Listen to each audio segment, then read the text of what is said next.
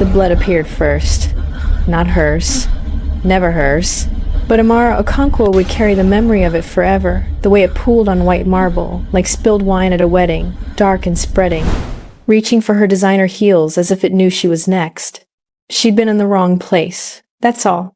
Just the wrong place. 3:47 a.m. The server room of Zenith Corporation, Seoul's most prestigious tech firm, where she worked as a junior systems analyst. 26 years old, Nigerian, brilliant with code, invisible to everyone who mattered. She'd come back for her phone, forgotten, after a 14-hour shift, debugging security protocols. The building should have been empty. It wasn't. The gunshot cracked through the silence like breaking ice. Amara froze behind a server rack, her heart a trapped bird slamming against her ribs. Through the narrow gap between machines, she watched a man fall. Not collapse, fall, like a puppet with cut strings. The shooter stood over him, face obscured by shadows and the blue glow of computer screens. Then he turned. For one eternal second, their eyes met. His were dark, empty, professional. They calculated her worth in milliseconds. Witness, liability, loose end, his hand raised, gun following. Amara ran. She'd always been fast-track star in secondary school back in Lagos, before Papa died and everything shattered. But fear gave her wings. She crashed through the emergency exit, alarm screaming, shoes abandoned somewhere on the 15th floor. The night air hit her face like a slap. Seoul in January was unforgiving, and she was running through Gangnam in stockings and a pencil skirt, her braids flying behind her like desperate flags. She didn't see the car until it was beside her. Black Mercedes. Government plates. The back door swung open and a voice commanded in Korean, then English, "Get in." Every instinct screamed danger, but behind her she heard footsteps. Running. Chasing.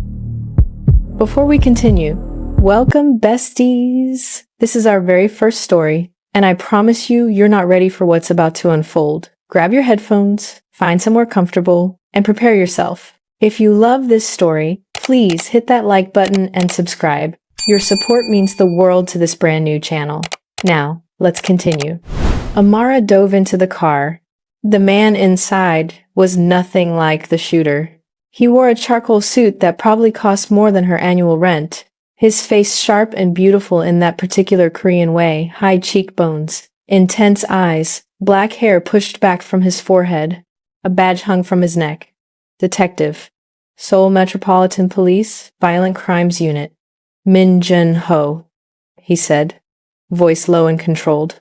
You just witnessed a murder. Congratulations, your life as you knew it is over.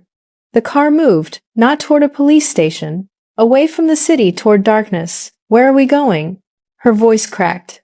Adrenaline was wearing off, leaving her shaking, cold, aware of her bare feet and the fact that she'd just watched a man die. Somewhere safe. He didn't look at her. Eyes fixed on the road ahead. The man you saw killed was Park Ji-sung, key witness in the biggest corruption case in South Korea's history. The man who killed him is a professional. He saw your face. So what? What does that mean? Now he looked at her. Really looked. His eyes traveled over her dark skin, her cornrows, her Zenith Corporation badge still clipped to her blouse. She saw him calculate, assess, decide. It means, he said slowly, that you belong to me now. Until this case is closed or you testify, you're in protective custody. My protective custody. I didn't agree to, you ran into my car. You involved yourself, and now, he turned back to the road. Now I'm responsible for keeping you alive, whether you like it or not. The safe house wasn't what she expected, not some dingy apartment or sterile government facility. It was a hanok, a traditional Korean house hidden in the mountains outside Seoul. Wood and stone, elegant in its simplicity, surrounded by bare winter trees that looked like skeletal hands reaching for the moon. You'll stay here, Junho said, leading her inside. The interior was warm, heated floors beneath her frozen feet, minimalist furniture, a bedroom with crisp white linens. Everything you need is provided, food, clothes, internet monitored, of course. Of course. Bitterness coated her tongue like copper. He stopped at the doorway, one hand on the frame.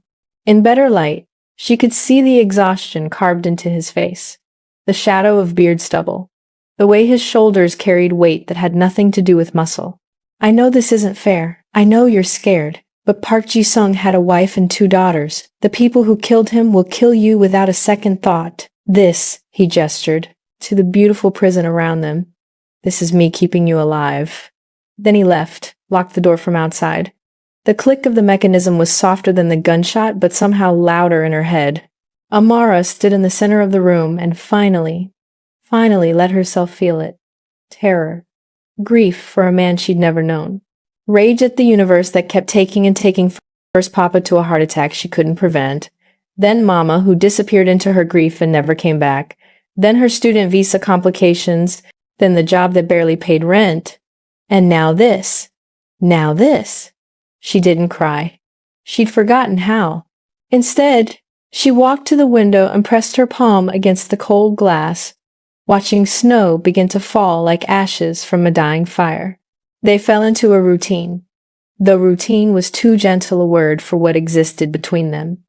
Jun-ho came every morning at 7 a.m. sharp. Always impeccable suits in charcoal, navy, black, each one tailored to precision. He brought food, kimbap, tteokbokki, sometimes American breakfast because he'd researched Nigerian cuisine and learned she liked eggs. He never got it quite right. The gesture was almost worse than indifference. Eat, he'd say, setting the containers on the low table. Then he'd sit across from her, tablet in hand, and review the case. Not with her near her, as if she were furniture that happened to have witnessed murder. But she caught him watching sometimes, quick glances when he thought she was distracted. His eyes would linger on her hands when she ate with her fingers jollof rice that one of his officers had attempted, an insult to her grandmother's memory, but thoughtful nonetheless. He'd watch her pace the room, restless as a caged cat, her body remembering track practice, freedom, the ability to run without running from. On day 6, she confronted him. Why you? She stood between him and the door, arms crossed. She'd found clothes in her, size jeans, sweaters, all new with tags still attached. Someone on his team had shopped for her? The thought made her skin itch. Why are you personally guarding me? Don't you have actual detective work to do? His jaw tightened. This is detective work. You know what I mean. Silence. He had a tell, she'd learned. When something bothered him, truly bothered him, he'd adjust his cuffs. Left first, then right. He did it now. Park Ji-sung was my partner, he said finally. 3 years. He was going to testify against Councilman Cho, corruption, embezzlement, connections to organized crime. I should have protected him. I failed. His eyes met hers, and she saw it then, the same emptiness from that first night, but now she understood. It wasn't cold, it was hollow, carved out. I won't fail again. I'm not your redemption.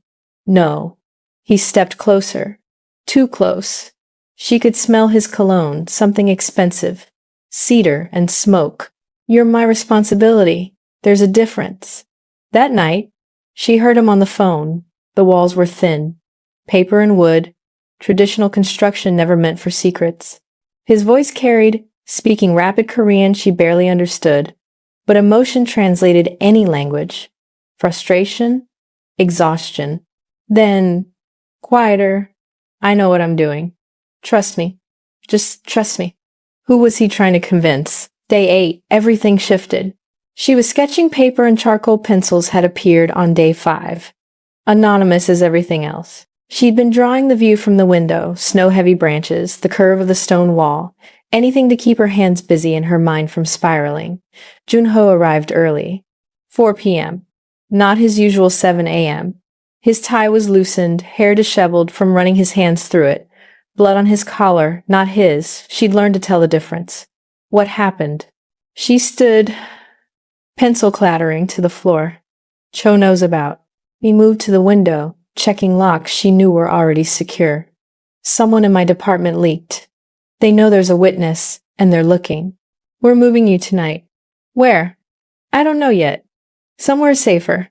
Safer than a hidden house in the mountains? Nowhere is safe. He spun on her, and for the first time she saw cracks in his control. Do you understand what these people do to witnesses? Do you understand what I found when I got to Park Ji-sung's house, what they did to his wife because she wouldn't tell them where the evidence was? I've been a detective for 7 years. I've seen bodies that barely looked human anymore. And I will not let that happen to you. Her breath caught. Why do you care so much? Wrong question. She knew it immediately. His face shuddered, walls rebuilding faster than she could blink. I don't, he said. I just do my job. But that night, when she couldn't sleep, she found him on the porch, sitting on the wooden steps, smoking a habit she'd never seen before. The cigarette glowed in the darkness like a tiny, dying star. She sat beside him without asking permission, close enough that their shoulders almost touched. My father was a police officer, Junho said without preamble. Busan, he was investigating a drug ring, got too close, they killed him in our driveway. I was 12. I watched from my bedroom window. He took a long drag, exhaled smoke into the frozen air. My mother told me revenge was poison. I became a detective anyway. Not for revenge, for something. I'm still not sure what. Amara pulled her borrowed coat tighter. My papa died of a heart attack. I was 23, final year at university in Lagos. Mama couldn't handle it, the grief, the debt, everything. She left one day. Didn't say where. I haven't seen her in 3 years. She laughed, bitter and sharp. I came to Seoul for a fresh start. Brilliant plan, yeah? Why Seoul? Why not? Anywhere was better than staying in a house full of ghosts. He looked at her then, really looked, the way he had in the car that first night. But this time, she saw something different in his eyes. Recognition. Kinship. 2 people shaped by loss. Running from ghosts. Ending up here. I won't let you become another ghost, he said quietly. You can't promise that. No. He crushed out the cigarette, but I'll die trying. The words hung between them like a vow neither had asked for. They didn't move her that night. Instead, Junho stayed. Set up a watch rotation, him and 2 officers she'd seen once or twice, faces carefully forgettable. They worked in shifts, but Junho never seemed to sleep. Every time she woke from nightmares, and she woke often, seeing that body fall again and again, she'd find him there. Reading case files. Cleaning his gun. Once, sketching. In a notebook he quickly closed when she appeared. You draw? She asked. No. But she'd seen the lines. Architectural. Precise. Beautiful in their control. On day 12, someone tried to breach the perimeter. She was reading a Korean language textbook he brought her. Figure out how to be useful with all this time. When the alarm sounded. Not loud. A gentle beeping that made Junho move like lightning. Bedroom. Lock the door. Don't open it for anyone but me. His gun was already drawn. What's happening? Now, Amara, she ran. Locked herself in. Heart hammering against her ribs. Through the door, she heard voices. Korean. Sharp. Commanding. Junho's voice. Then another. Unfamiliar. Argument or negotiation, she couldn't tell. Then gunshots. Not the single crack from that night at Zenith. Multiple. Rapid fire. Breaking glass. A body hitting the floor. Which body? Whose body? Please not his. Silence. Eternal, suffocating silence. Amara. Junho's voice through the door. It's me. It's safe. She opened it. He stood there. Suit jacket discarded. White shirt torn at the shoulder. Blood on his hands, his this time. She could tell by the way he held his left arm awkwardly. Behind him, through the main room, she saw broken windows. One of his officers speaking urgently into a radio. And on the floor, she turned away before she could fully process the body. You're hurt. Her voice came from somewhere far away. It's nothing. You're bleeding. I said it's nothing. He swayed slightly, catching himself on the doorframe. I'm fine. Amara moved without thinking. She grabbed his good arm, pulled him into the bedroom, sat him on the bed. The first aid kit was under the sink. She'd cataloged every item in this cage during long, empty days. Let me see. Not a request. His resistance lasted exactly 3 seconds before he slumped forward, exhaustion winning. She helped him out of the ruined shirt. The wound was on his left shoulder graze, not deep, but still bleeding sluggishly. She cleaned it with antiseptic, hands steady despite her racing heart. You could have died, she whispered. But I didn't. You could have. Amara. He caught her wrist gently. This is my job. Protecting witnesses, protecting you. I knew the risks when I joined violent crimes. She looked down at their hands, his pale against her dark skin. His fingers careful around her wrists like she was something precious and breakable. I'm not worth dying for. I'm nobody. You're not nobody. His voice was fierce, low. You're a witness. He stopped, jaw working like he was fighting words that wanted to escape. You're under my protection. That means something to me. Why? Because I couldn't save Ji-sung. Because I failed before. Because he released her wrist, turned his head away. Because when I look at you, I don't see a witness anymore. I see someone who shouldn't be in this mess. Someone who deserves better than hiding in mountains and watching people die. And it makes me wanna what? Burn the whole system down. He laughed, harsh and broken. Quit the department. Take you somewhere they'd never find us. Somewhere you could sketch in peace and never look over your shoulder again. Her hand stilled on the bandage. But you won't. No, because that would be selfish. Because testifying is the right thing. Because justice matters, even when it costs everything. She finished wrapping his shoulder in heavy silence. Her fingers lingered longer than necessary on his skin, warm despite the blood loss, solid and real and alive. When she looked up, he was watching her with an expression she couldn't name. Thank you, he said quietly. For bandaging you? For being brave. For staying strong. For not falling apart when most people would have shattered by now. You don't know me well enough to say that. I know you better than you think. He stood slowly, testing his injured shoulder. I've read your file. University honors. Published paper on cybersecurity at 24. You send money home to relatives in Nigeria every month, even though you can barely afford it. You volunteer at a children's coding workshop on weekends. He stopped at the door. Back to her. You're good. Better than this world deserves. Better than I deserve to protect. Then he was gone, leaving her sitting on the bed with bloody gauze in her hands and something warm and dangerous blooming in her chest. That night, she couldn't stop thinking about his hands on her wrist. The second attack came at dawn. Amara woke to Junho, shouting her name. Door crashing open. No time for questions. He grabbed her hand and ran, pulling her through the house as explosions shattered windows behind them. Not breaching, destroying. They wanted the safe house gone. Wanted evidence gone. Wanted her gone. His car was already running. He shoved her into the passenger seat, gun in one hand, phone in the other, barking orders in Korean as he drove. Fast. Too fast. Trees blurred past as the Hanok disappeared behind them in a cloud of smoke and flame. They found us. His knuckles were white on the steering wheel. Someone in the department. Has to be. Only 5 people knew that location. Where are we going? Somewhere no one knows. Not the department, not my captain, no one. That's against protocol, isn't it? He laughed, sharp, bitter. I stopped caring about protocol the moment they tried to kill you twice in 1 week. They drove for 3 hours. Out of the mountains, away from Seoul, toward the coast. Busan, his city, his past. He took them to a neighborhood that looked forgotten old. Apartment buildings, narrow streets, the smell of sea salt and fish markets. The apartment was on the 4th floor. Small, cramped, nothing like the Hanok's elegant space. 1 bedroom, 1 bathroom, a kitchenette with a 2-burner stove, windows overlooking an alley where stray cats fought over scraps.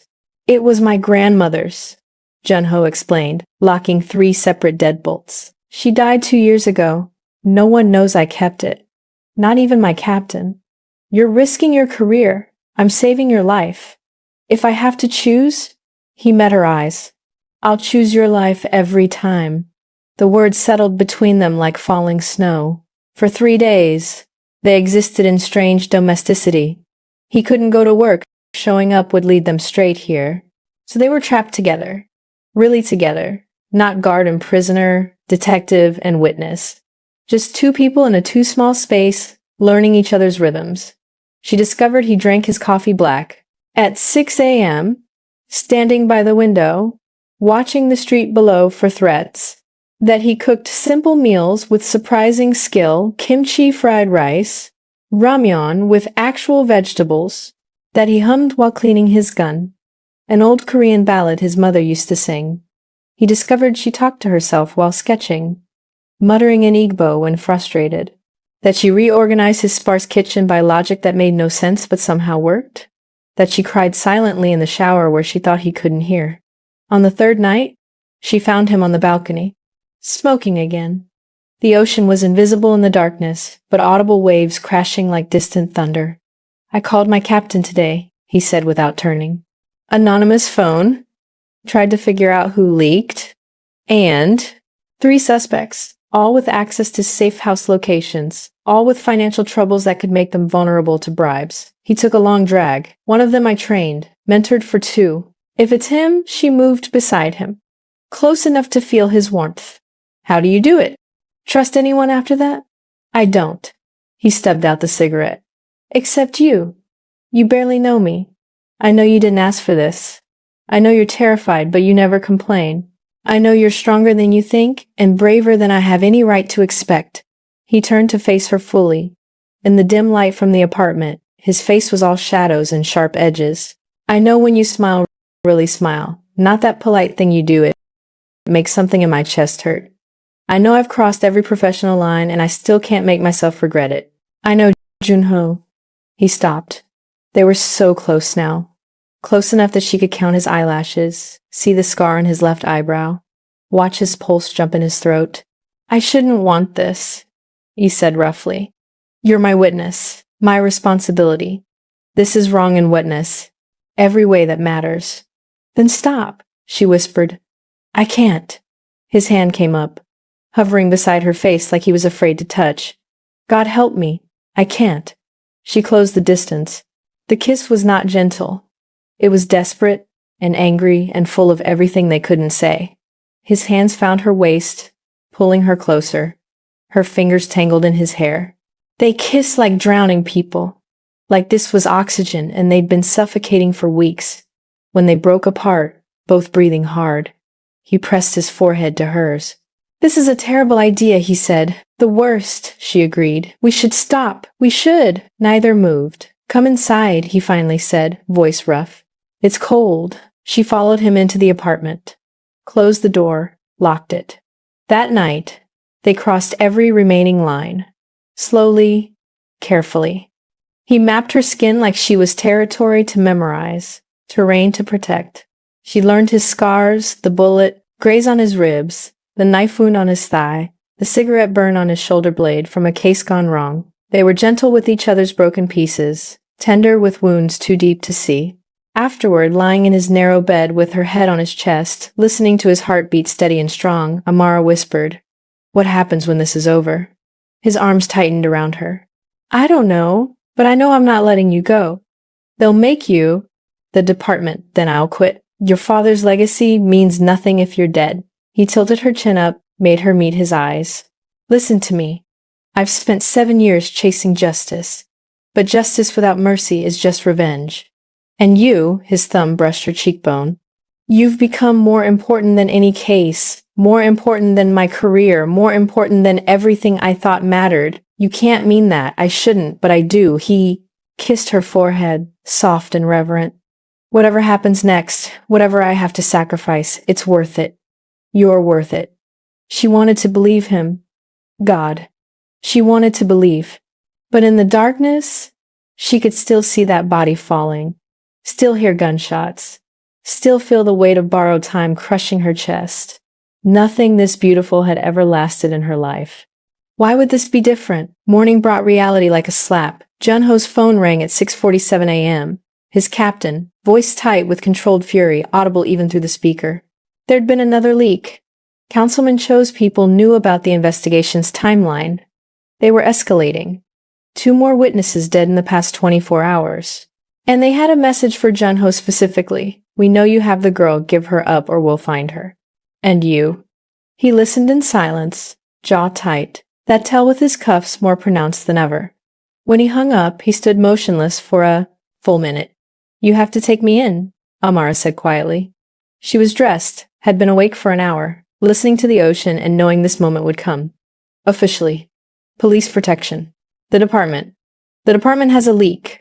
Then witness protection. Federal. Get me out of Seoul, out of Korea if you have to. And trust the same system that failed Ji-sung? That's gotten 6 people killed in 3 weeks? He turned on her, something wild in his eyes. I can't. You don't have a choice. I always have a choice. Jun-ho, no. He crossed to her in 3 strides, hands framing her face. You don't understand. I've seen what they do. I've held the evidence bags, photographed the crime scenes, told families their loved ones are never coming home. I won't. I can't. I'm already dead, she said flatly.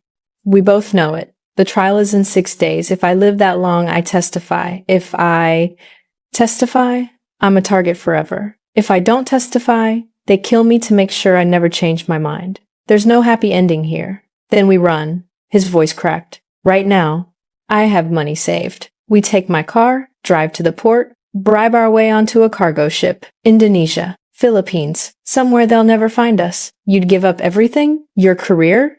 Your father's legacy? For you? Yes, without hesitation, without regret. The terrible thing was, she believed him. Could see it in his eyes, the wild desperation of a man who'd finally found something worth more than duty and was willing to burn the world to keep it. I can't let you do that, she whispered. It's not your decision, like hell it isn't. She pulled away from him, anger rising like bile. You think I want this? You think I want to be the reason you throw away everything that matters? Your father died trying to stop bad people. You became a detective to honor that. And now you're going to run away, let Cho win, let all those witnesses die for nothing because of me. I don't care about any of that anymore. Well, I do. She was shouting now, all the fear and frustration of 3 weeks pouring out. I care that you're a good man. I care that you matter. I care that maybe the only way my pathetic life means something is if my testimony takes down a councilman corrupt enough to murder 6 people. I care, Jun-ho. Even if you've stopped. Silence, heavy and thick as fog. You think I've stopped caring? His voice was dangerously quiet. I lie awake every night, calculating how to keep you alive. I've broken every oath I took as a detective. I've compromised investigations, hidden evidence of your location from my own department, crossed lines I swore I'd never cross.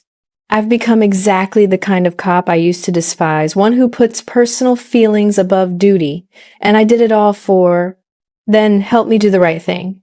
Then help me do the right thing. The right thing will get you killed. Maybe. But at least I'll die for something. Not like, she stopped, but it was too late. Not like what? Not like throwing yourself in front of a train? His eyes narrowed. You think I don't know? I read the CCTV footage reports from that night. You weren't running to catch a train. You were running toward one.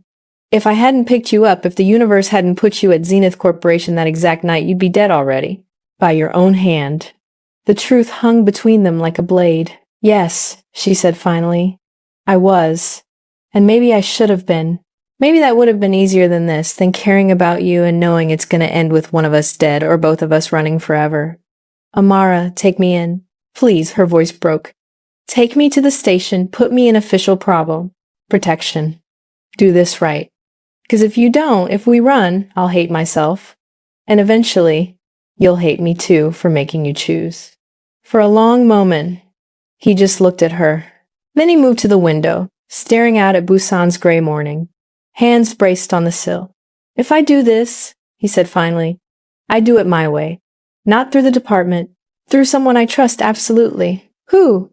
Prosecutor Kang Mi-sun. She's running the case against Cho. She's been my father's friend since before I was born.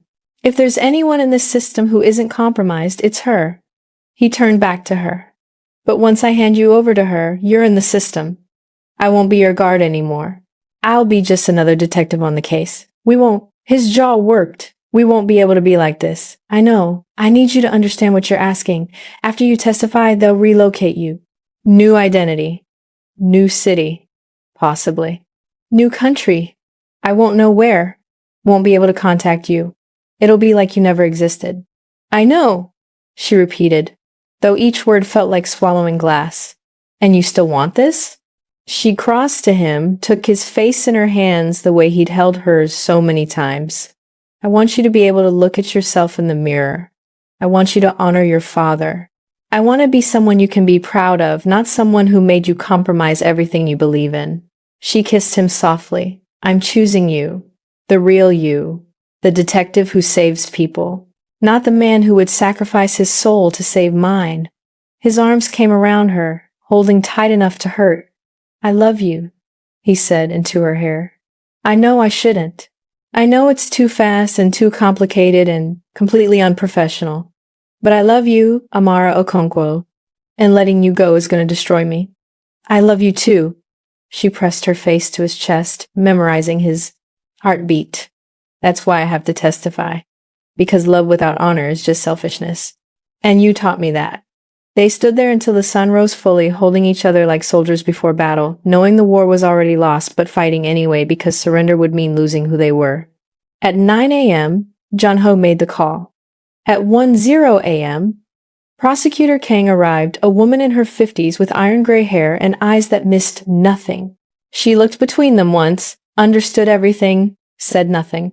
At 10:30 a.m., Amara left the apartment in an unmarked van, surrounded by federal agents Jun-ho had never met. He stood in the doorway and watched her go. Didn't wave, didn't move, just watched until she disappeared around a corner, taking his heart with her. Then he went inside, sat on the bed that still smelled like her, and for the first time in 15 years, Detective Min Jun-ho cried. The safe house was sterile. White walls. Government issue. Furniture, cameras, in every corner. Nothing like Jun-ho's grandmother's apartment with its worn tatami mats and the balcony where they'd kissed under star-polluted skies. Amara spent 3 days preparing testimony with Prosecutor Kang. Every detail of that night, the blood, the falling body, the shooter's face, she'd given descriptions to sketch artists who produced a composite that made her hands shake because yes, that was him. Exactly him. You're very brave, Prosecutor Kang said on the second day. Jun-ho chose well. Chose? To trust. To protect. To... The prosecutor's sharp eyes softened slightly. That boy's been running on duty and coffee since his father died. First time I've seen him run on something else. Someone else. Amara looked down at her hands. Is he okay? Define. Okay, he's working the case, running down leads on our leak, hasn't slept more than 4 hours in 3 days. A pause. He sits in his car, outside this building sometimes. Between shifts. Just sits. I don't think he knows. I notice. That night, Amara pressed her palm to the window, wondering if he was down there in the darkness. If he was looking up. If he could feel her missing him the way she felt, the loss of him, like a severed limb, ghost pain, phantom touch, the memory of his hands on her skin. The trial was set for day 25. Councilman Cho would be arrested the morning of, preventing flight risk. Amara would testify in closed court, too dangerous for public proceedings. Maximum security. Armed guards. The whole apparatus of justice moving to protect one Nigerian woman who'd been in the wrong place at the wrong time. Or the right place. She still wasn't sure. Day 24, everything exploded. The leak was identified Officer Nam, Jun-ho's trainee, the one he'd mentored for 2 years. He'd been feeding information to Cho's people for 6 months, paid enough to clear his dying mother's medical debts. When confronted, he tried to run. Jun-ho stopped him. The confrontation happened in the station parking garage. Amara heard about it from Prosecutor Kang, who arrived at the safe house with worry etched into every line of her face. Jun-ho is fine, she said before Amara could ask. But Nam pulled a gun. Jun-ho talked him down. 3 hours, standing in the rain, convincing a man he'd trained not to throw his life away. She sat heavily. The boy's breaking. I can see it. He's doing his duty, following protocol, being the perfect detective. But he's breaking. Can I see him? Amara's voice was small. No. Protocol. You're a witness. He's a detective on the case. Any contact could compromise, please. Amara stood, hands clenched. Please. 5 minutes, just to know he's that where she couldn't finish. Prosecutor Kang studied her for a long moment. Then she sighed, reaching for her phone. 5 minutes. In my office. I'm probably violating 16 regulations. But, a sad smile. Love shouldn't be punished for doing the right thing. They brought her to the prosecutor's office at midnight. Through back corridors, avoiding cameras. Jun-ho was already there, standing by the window, looking thinner than she remembered. Had it only been 3 days? It felt like years. 5 minutes, Prosecutor Kang said, and closed the door behind her. For a heartbeat, they just stared at each other. Then they crashed together like waves on rocks, desperate, drowning, dying for touch. His hands in her hair, her face pressed to his neck, both trying to crawl inside each other's skin. "I can't do this," he gasped against her mouth. "I can't let you testify. Tomorrow they'll arrest Cho, and he'll know what's happening, and his people will do anything to stop you. Jun-ho, come with me. Right now. We'll go out the back, take my car. Stop." She grabbed his face, made him look at her. "Really look. We're doing this. Tomorrow I testify. You'll be in that courtroom, and I'll be strong because you're there. And then they take you away. And then they keep me safe. New identity. New life. And you get to be the detective your father raised. The man I fell in love with. I don't want to be that man if it means losing you." His voice cracked. "I want to be selfish. I want to choose you over everything. Why can't I do that? Because you're Min Jun-ho. Because you're good. Because her own voice broke. Because I need you to remember me as someone worth sacrificing for, not someone who made you destroy yourself." They kissed again, softer this time, goodbye tasting like salt and regret. "If I could rewrite the universe," he whispered against her lips, "I'd make it so we met differently. A coffee shop, a bookstore, anywhere normal, anywhere that didn't come with death, and duty and impossible choices. But then we wouldn't be us. And I?" She smiled through tears. "I don't regret us, not for a second. Amara, I love you. Whatever happens tomorrow, whatever comes after, I love you. That's real. That matters. It's not enough. It has to be." Prosecutor Kang knocked. "Time's up. Always time's up." Jun-ho pulled something from his pocket, a small leather notebook, his sketch pad. He pressed it into her hands. "So you remember I'm real, that this was real." She opened it. Every page was her. Sketches from the hanok, her by the window, sleeping, sketching her own drawings, from the apartment, cooking, laughing, the curve of her shoulder in dawn light. He'd drawn her like she was art, like she mattered. "I'll never forget," she promised. They led her away. She looked back once. He stood in the doorway, hands in his pockets, looking exactly like he had that first night. Beautiful and broken and trying so hard to hold it together. She memorized his face, just in case. The courtroom was small, windowless, packed with armed guards. Councilman Cho sat at the defense table in an expensive suit, looking bored, like this was inconvenient but ultimately meaningless, like he'd already won. Amara took the stand at 10 a.m. Jun-ho stood against the back wall, not sitting. She could feel his presence like gravity, keeping her grounded. "State your name for the record." "Amara Okonkwo." "And on the night of January 15th, where were you?" She told them everything, every detail. The blood, the body, the shooter's face. Her voice steady, clear, not giving them any reason to doubt. When the defense attorney tried to rattle her, "Isn't it true you were under Detective Min's personal protection? That you developed a relationship that might compromise your testimony?" She looked him dead in the eye. "Detective Min saved my life. Multiple times. He did his job with honor. My testimony is the truth. Nothing more, nothing less." The defense attorney tried again. "But you were suicidal, weren't you? A woman in crisis. Perhaps not a reliable." "I was," she interrupted. "I wanted to die, until I witnessed a murder and realized that living that justice mattered more than my pain. Detective Min taught me that. So yes, I was in crisis. And yes, I'm here anyway telling the truth. Because it's the right thing to do." Cho's lawyer sat down. He had nothing. The prosecution rested. The defense called character witnesses for Cho, all carefully vetted, none mentioning the 6 dead witnesses or the corruption running so deep it touched every level of Seoul's government. At 3 p.m., they broke for deliberation. Amara was led to a holding room. Jun-ho followed. "You were amazing," he said quietly. "Just the 2 of them and 2 guards who pretended not to listen. Strong, brave, everything I knew. You'd be. It's not over. The verdict doesn't matter. Your part is done. You testified. You did what needed to be done. And now?" His jaw tightened. "Prosecutor Kang has arrangements. Tonight, you'll be relocated. Japan, she thinks. New name, new documents, job placement assistance. You'll be safe. And you? I'll be here, closing cases, chasing justice. He smiled, broken and bitter. Missing you for the rest of my life. The door opened. Prosecutor Kang, face grim. We have a problem. The problem was simple and catastrophic. Cho had connections they'd underestimated.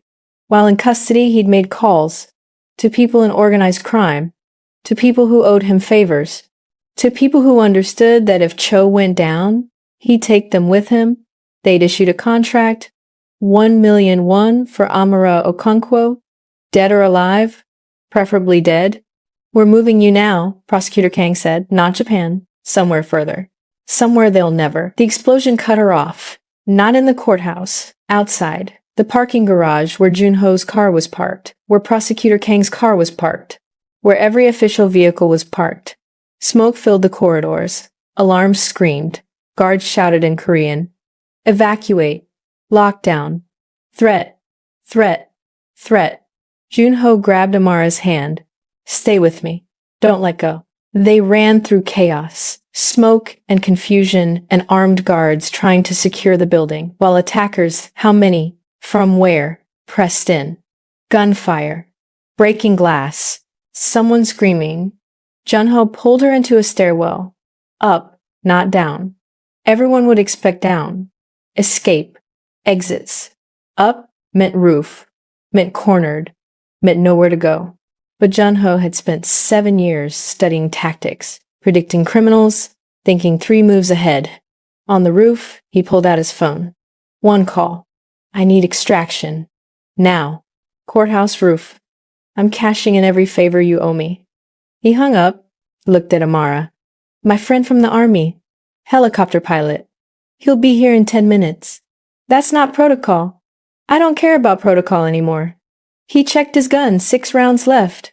I care about you walking out of here alive. They heard footsteps on the stairs, heavy boots, multiple people. Junho positioned himself between Amara and the door. When the helicopter comes, you run. Don't look back. Don't wait for me. Just run. Junho, promise me. I can't. Amara. He looked at her, and she saw everything in his eyes, love and regret and desperate determination. I've made a lot of promises in my life. To my father's grave, to my badge, to justice. But the only promise that matters is the one I made to myself the night I met you. I will keep you alive, no matter what it costs, even your life. Especially my life. The door burst open. 3 men, armed, professional. They saw Junho, raised weapons. He fired first. 2 shots, 2 men down. The third, dove for cover, returned fire. Junho pushed Amara behind the roof access structure, shielding her with his body. More footsteps, more attackers coming. In the distance, the thud, thud, thud of helicopter rotors. Junho leaned out, fired again. 4 rounds left. Amara, listen, when that helicopter lands, there's going to be 10 seconds of chaos. Use them. Run. Come with me, I will, I promise. They both knew he was lying. The helicopter appeared military grade, no markings. It circled once, descended toward the roof. The downdraft scattered debris, made aiming impossible. Now, Junho shoved her toward it. She ran, wind tearing at her clothes, smoke burning her lungs, the helicopter's door opening and a man reaching out. She looked back. Junho was still at the door. 3 more attackers had emerged. He was firing, reloading, buying her seconds with his body and bullets, and stubborn refusal to die. One of the attackers got a shot off. Junho staggered. No! Amara screamed. The helicopter pilot grabbed her, pulling her inside. We have to go, now! Not without him. But Junho was down, on his knees, bleeding from somewhere, chest, stomach, she couldn't tell. He looked up at her, smiled, that broken, beautiful smile, and mouthed, I love you. The helicopter lifted. Amara screamed his name, fought against the pilot's grip, watched as Junho fell completely, as the attackers closed in, as the courthouse roof became smaller and smaller until it was just another piece of Seoul's sprawling cityscape. Gone. He was gone. 1 week later, Tokyo. A small apartment in Shibuya. Documents said she was Keiko Tanaka. Now, half Japanese, teaching English, nobody special. Amara Keiko sat by the window and stared at nothing. The news had reported it. Detective Min Jin-ho, killed in the line of duty during a terrorist attack on Seoul. Central Courthouse. Funeral with full honors. His captain had cried during the eulogy. The mayor had called him a hero. They'd gotten it wrong. He wasn't a hero. Heroes were distant, untouchable, perfect. Jin-ho had been real, flawed, had smoked when stressed and drawn in secret and made terrible coffee, had been willing to throw away everything for love, had died so she could live. The knock on her door was soft. She ignored it. Food delivery, probably, or a neighbor with misdirected mail. Everything in this new life felt misdirected. The knock came again. Amara. She stopped breathing. That voice. Impossible. She crossed the apartment in 3 steps, threw open the door. Jun-ho stood there. Alive. Bruised and bandaged and leaning heavily on a crutch. But alive. Breathing. Real. You're dead, she whispered, officially. He smiled that broken smile. Reality is more complicated. She pulled him inside before thought caught up with action, touched. His face, his chest, the bandages peeking from under his shirt. How? Kevlar vest. Stopped the bullet from being immediately fatal. Prosecutor Kang pulled strings I didn't know existed. Got me out before the attackers could confirm the kill. Declared me dead to give us a chance. A chance for what? This. He cupped her face with his free hand. I'm officially dead. My identity is gone. No more Detective Min Jin-ho. Just a man who loves you, who chose you, who's done running from it. Your career means nothing if I'm not with you. Amara, I've spent a week in a hospital bed thinking about my father, about duty and honor and all the things I thought defined me. His thumb brushed her cheekbone. He became a cop to protect people. That's all. That's what mattered. Not the badge or the rank or the legacy, protecting people.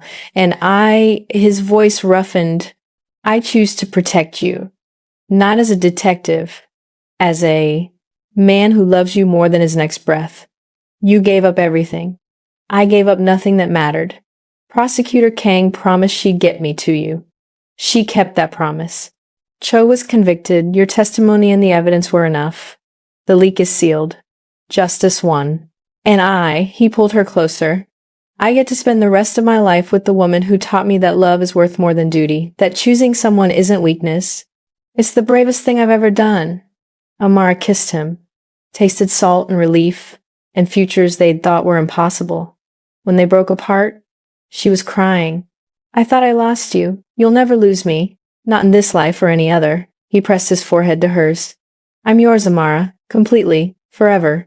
In Tokyo or anywhere else you want to go. Just be with me. Choose me back.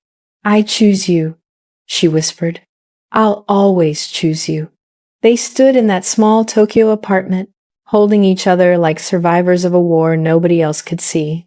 Outside, the city hummed with a million lives, a million stories. But this one, theirs, was the only one that mattered. 6 months later. The art gallery in Roppongi was small but prestigious. Amara's first show.